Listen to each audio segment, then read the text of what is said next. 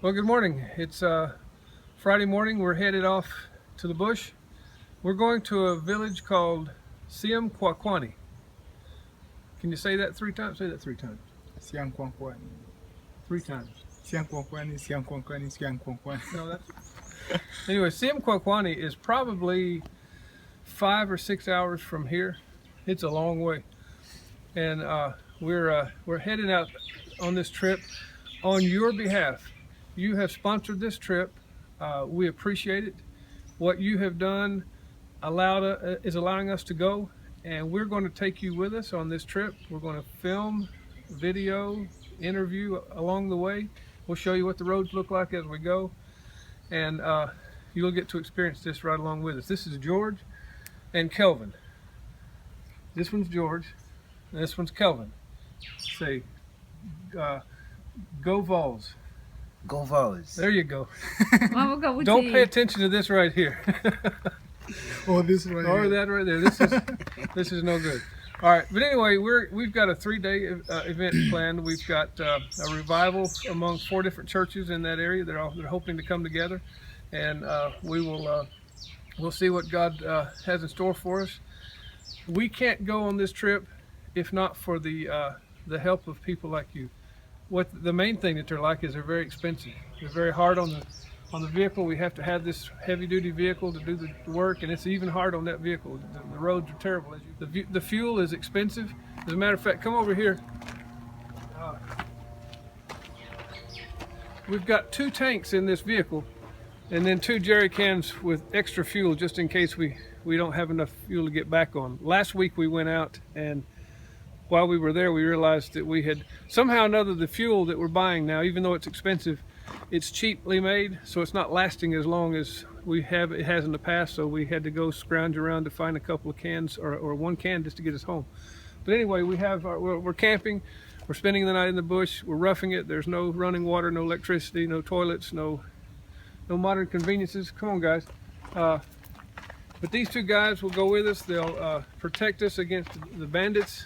They will help us interpret as we teach, and George and Kelvin will probably do some teaching themselves. So we're looking forward to seeing what happens. So come go with us on this trip to, say it together, guys, Siamkwakwani.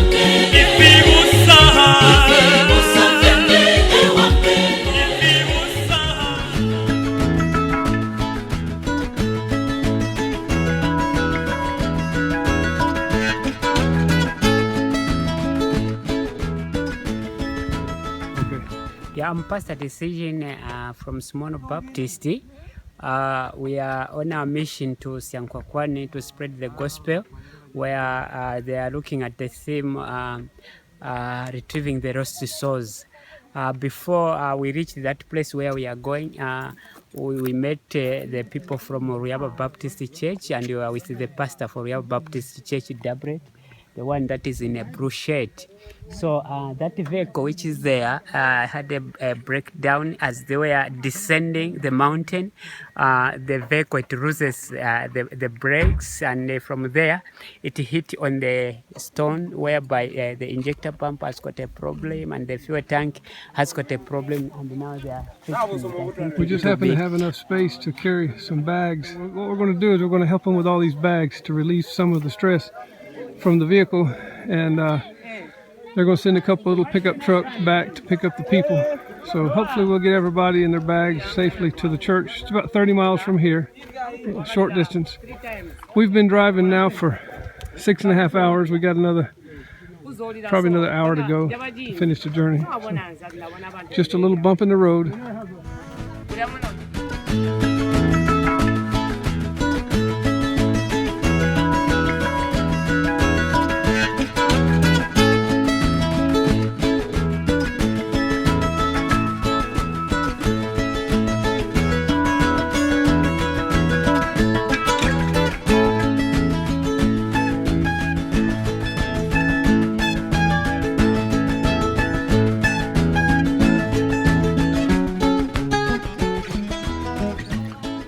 Well, good morning. It's Saturday morning.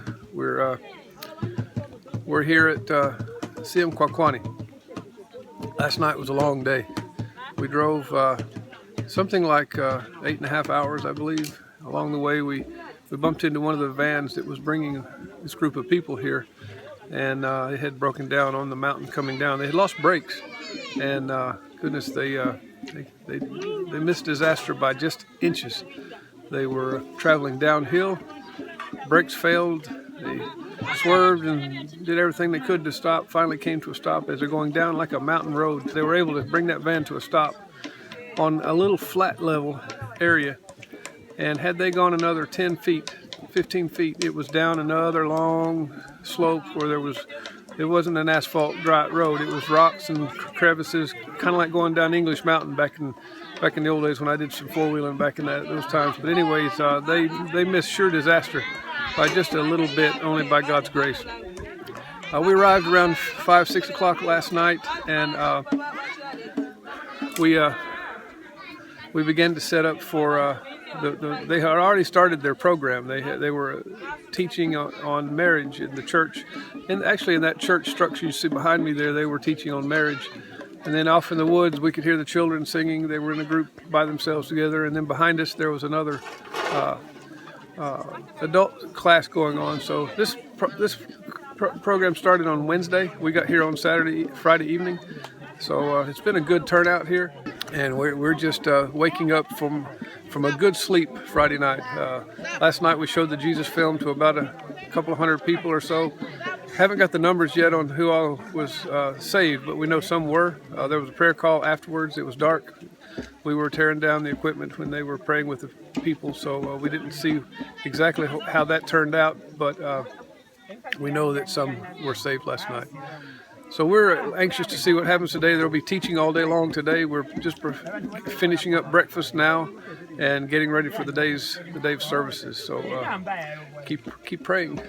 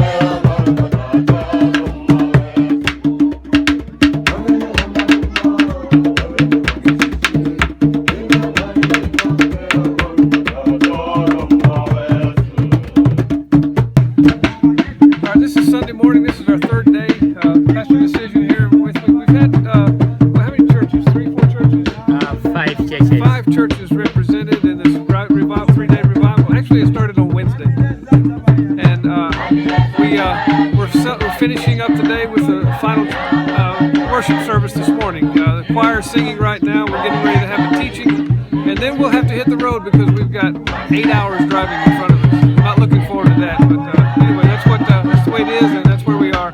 So we've had a good time. How many people have accepted Jesus Christ this weekend? That on Friday we had 30, then yesterday we had 16. 30 on Friday, 16 yesterday, that's a total of 46. We don't know if all of that were sincere, but at least people are hearing the word, they're responding to the word. And last night we showed a different movie. We're trying something new. We're showing the movie of the Ten Commandments back in the Jules Verne version of the Ten Commandments. Or not Jules Verne, but the Charlton Heston Ten Commandments movie. And although we've cut it down, it's still a little bit lengthy, but they got the message. We asked a lot of people how they thought. They said it was great. We didn't understand the language, but we understood the pictures. So being able to see some of those miracles portrayed in movie form kind of brings them to life and makes them look a little bit more real. So that was something we tried. Anyways, we're finishing up today, and hopefully we'll finish on a good note. We've already finished on a good note. You made this possible for us to be here, and who knows what fruit may come from your efforts helping be a part of putting this program on. So thank you very much.